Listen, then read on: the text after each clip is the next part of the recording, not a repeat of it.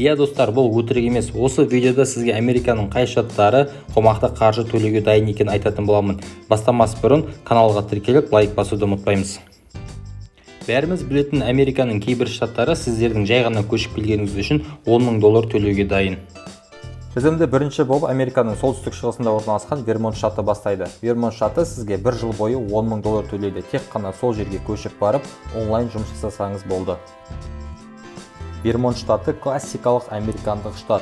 Бұл жерді басқаша жасыл жоталар деп те атайды. Бұл штаттан сіздер тауды, өзенді, ну ормандарды таба аласыз.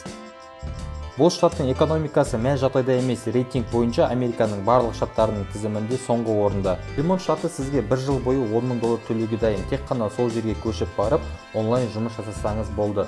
Бұл жерде айтатын жайт, бұл штатқа тек қана онлайн жұмысшылар ғана қажет. Офисқа бармайтын, штаттың кез келген жерінде онлайн жұмыс жасай алатын. Бұл штатта ауыл шаруашылығы өте қарқынды дамуда және аумағы бойынша Американың ең кішкентай штаттарының бірі болып саналады. Орташа есеппен пәтер жалдау құны $1,600 құрайды. Zillow сайтына кіріп, $180,000 тұратын үйді ипотекаға есептететін болсақ, айына $1,130 құрайды. Ал бір адамға шаққандағы орта есеппен айлық табыс $2,800. Келесі штат ол бізде Аляска штаты. Аляска Американың солтүстік батысында орналасқан ең үлкен штаттарының бірі. Орталық қаласы Анкоридж болып табылады. Алясканың ең басты артықшылықтарының бірі, бұл жерде арнайы фонд ашылған, яғни әр штат тұрғынына осы фондтан әр жыл сайын мұнай және газ өндірісінен түскен пайдадан ақша төленеді. Шамамен есептегенде әр тұрғынға $1,000 төленеді.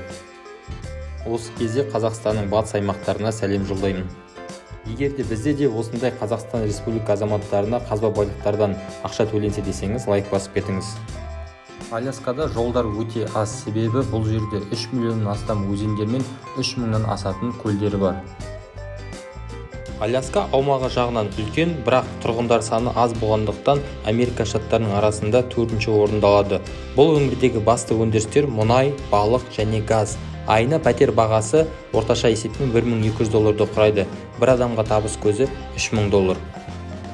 Ал егер де Алясканың суығына төзіп тұруға дайын болсаңыздар, коммент қалдырып кетіңіздер.